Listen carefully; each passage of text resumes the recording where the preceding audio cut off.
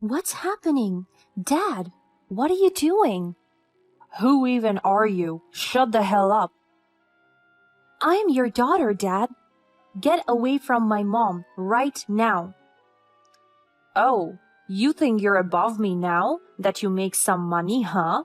Is that how you talk to your dad? What an ungrateful toad you are. Dad, all I'm asking you is to step away from my mother. Please, Kaylee, stop talking. I'm okay. I'm not injured. Jack, please don't hurt her. Oh, now you're start begging, huh? Why didn't you behave before when I asked you where you hid all of my alcohol? Jack, I didn't hide anything. Please, you must have drunk them all. What a lying witch you are. You're not scared of me anymore, huh? Please, not in front of our daughter. Dad, stop. I have what you're looking for. My name is Maria, and I had been married to my husband Jack for over 20 years now. We built a life together and had gone through many ups and downs. We had a daughter together named Kaylee, and I love her more than anything in the world. One of the biggest challenges we faced was when Jack's mother, who was in her 80s, became ill and needed a lot of help. I took on the responsibility of caring for her, and although it was difficult at times, I knew it was the right thing to do. I remember the first time we brought her to our home, we had to make some major adjustments to accommodate her needs. We had to install a stair lift to help her move around, and we had to make sure our home was safe and accessible for her. At first, it was overwhelming to juggle caring for my mother-in-law along with my own responsibilities. But I quickly learned how to manage my time and prioritize my tasks. I became an expert at managing medications, preparing meals, and providing companionship. My parents passed away when I was young, so I had always treated my in-laws as if they were my own. My father-in-law passed away years ago, so she's the only parent I had left. So despite the challenges, caring for my mother-in-law was also rewarding. I got to know her on a deeper level and we developed a close bond. I was grateful for the opportunity to show her love and compassion in her final years. But things got worse as time went on. Due to the stress of the situation, Jack became increasingly controlling and abusive, both mentally and physically. He had always struggled with some drinking problems, but they have never been that bad. I felt trapped in the situation, not knowing how to get out of it without abandoning my mother-in-law. I tried to keep up a facade in front of our daughter Kaylee, but she was smart and knew something was wrong. I could see the pain in her eyes every time she witnessed Jack's behavior towards me. I knew it was affecting her, but I didn't know how to protect her from it. As Kaylee grew up, she started to confront Jack about his behavior, which only made things worse. I felt torn between my loyalty to my husband and my love for my daughter. It was a difficult situation, and I didn't know what to do. Kaylee and I were so financially dependent on him because I didn't have a job. I had always been content to be a stay-at-home mom and caretaker to the whole family. And so, as time went by and the atmosphere in our family became more and more toxic, Kaylee moved out. She was only 17, but she had already worked as a very popular and successful nail tech. She really knew how to find her way in the world. Meanwhile, at home, things only got worse as Jack became more and more of an alcoholic, abusive husband. One day, when Kaylee came home to visit, she walked right into Jack, screaming at me.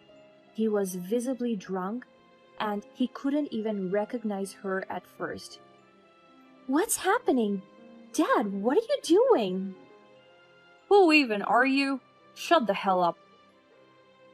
"I'm your daughter, Dad. Get away from my mom right now." Oh, you think you're above me now that you make some money, huh? Is that how you talk to your dad? What an ungrateful toad you are. "Dad, all I'm asking you is to step away from my mother." She looked around and saw that a lot of furniture in the house had been smashed. I immediately started crying and begging him not to hurt Kaylee. "Please, Kaylee, stop talking. I'm okay. I'm not injured. Jack, please don't hurt her." Oh, now you start begging, huh? Why didn't you behave before, when I asked you where you hid all of my alcohol? "Jack, I didn't hide anything. Please, you must have drunk them all." What a lying witch you are. You're not scared of me anymore, huh? "Please, not in front of our daughter." Dad, stop. I have what you're looking for. Kaylee then gave him some money for him to buy alcohol. That was when he finally left us alone. I was so ashamed that my daughter had to witness this side of her father. I felt like I had failed her as a mother. Kaylee was visibly upset, but she remained calm. Once Jack left, Kaylee turned to me and hugged me tightly.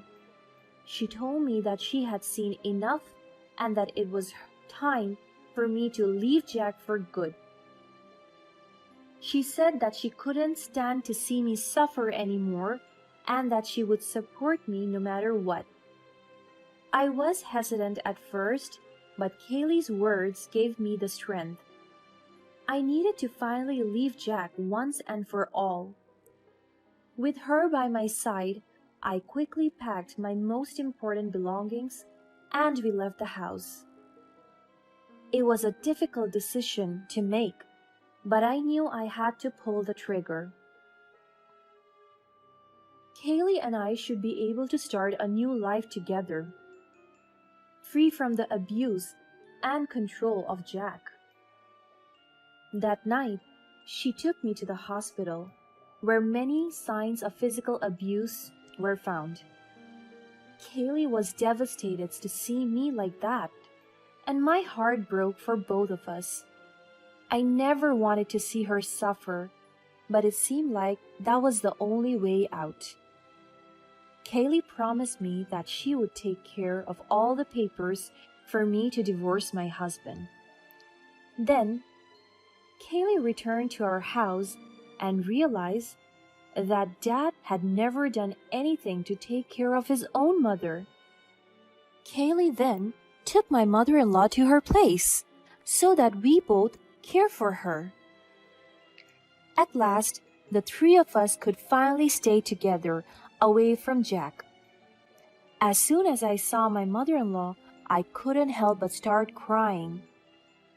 She hugged me so tight, and then she called Kaylee and me to sit down for a serious conversation.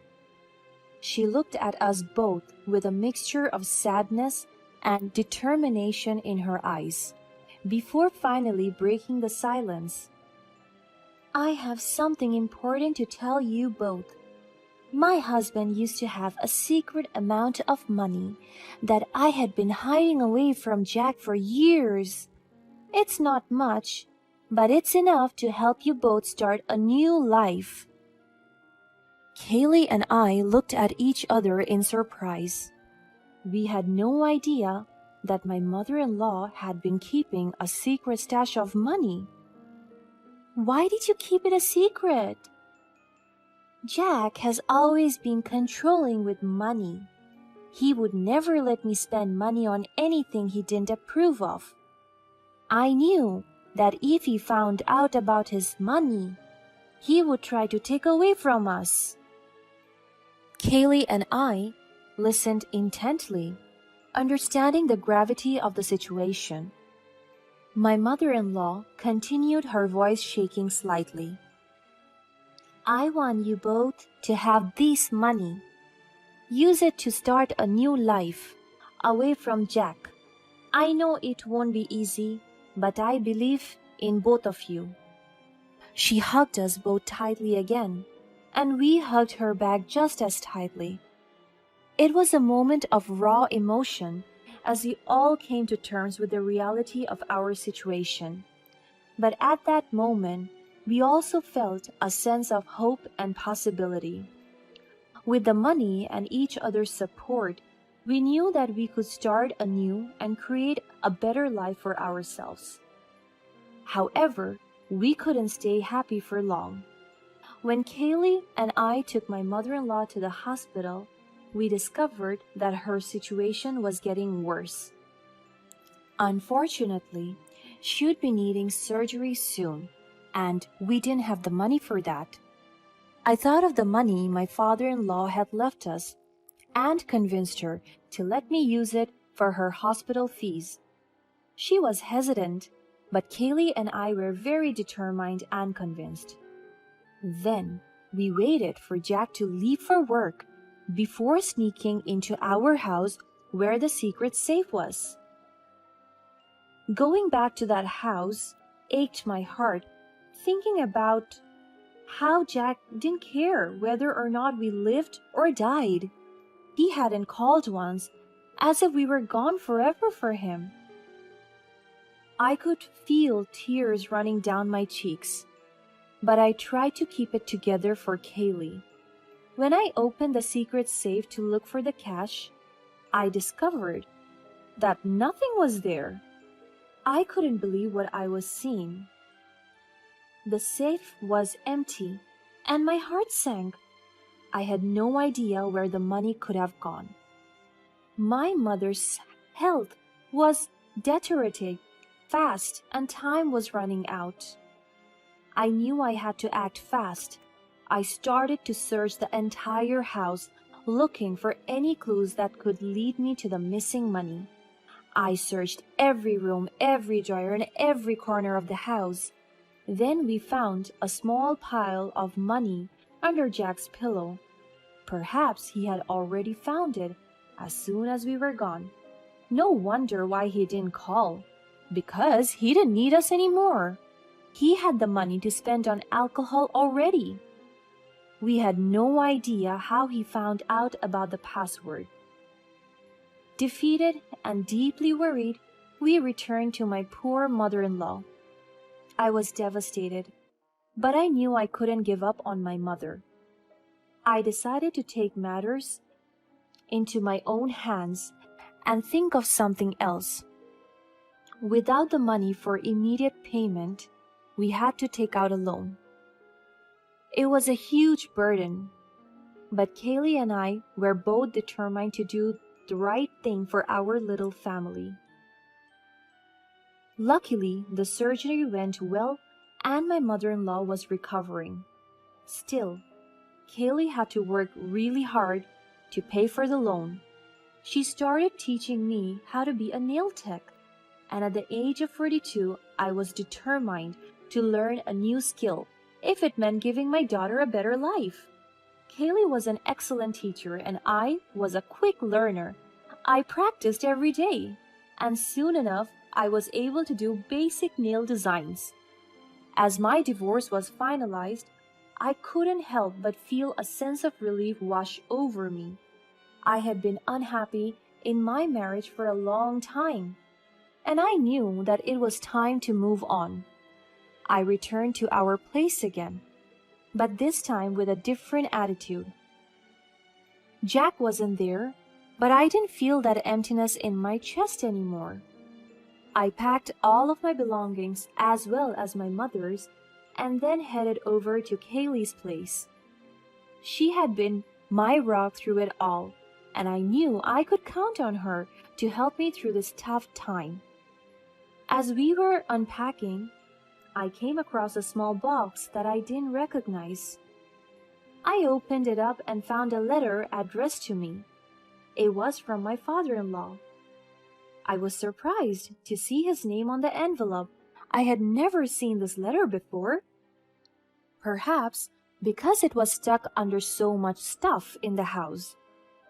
I wondered what the letter could be about. When I started to read it, my heart skipped a beat. It turned out that the person who took out the cash in the safe was not Jack. It was my father-in-law. He had used the cash to buy a piece of land under my name. I couldn't believe what I was reading. I felt a mix of emotions, gratitude, shock, and confusion. My father-in-law explained in the letter that he knew that Jack was an alcoholic and that I'd have to take care of his wife and grandchild. He foresaw this situation years ago because Jack was his only son, and he's the one who understood Jack the most. He knew that the land would increase in value over time, and we could sell it if we wanted to. So instead of leaving the cash in the same house with Jack, he secretly came up with a better solution for us all. With the real estate he left us, we were able to pay off the debt that we had for my mother-in-law's surgery. It was a huge relief to have that burden lifted off our shoulders. But we didn't stop there. Kaylee and I decided to use the remaining funds to open a nail salon of our own. It was something we had talked about for months, and now we finally had the opportunity to make it happen. We put all of our energy and passion into the business, and it paid off. Our salon quickly became the talk of the town, and we had a steady stream of clients coming in every day. We were finally living the dream. One day, my ex-husband Jack came running back to us, begging for help. He had gotten himself into trouble at work and got fired because of his alcoholism. He was in deep, and he needed our help. I did feel bad for him, but I couldn't forgive him. After all those years, he only regretted his decision when he wanted the money from us. But he didn't stop there. He would come to our salon, harass our clients, and say the nastiest, cruelest things to Kaylee. This time, we decided to take matters into our own hands. We reported him to the police and let them handle it. We couldn't let Jack drag us down with him again. And with that, we moved on with our lives. I never imagined that at the age of over 40, I would be running my own nail business. But I was glad I took the leap of faith. It taught me that it's never too late to learn something new and start over. I was proud of myself for not giving up and for turning a difficult situation into a positive one. Finally, Kaylee, my mother-in-law, and I were rewarded with such a hopeful and loving life.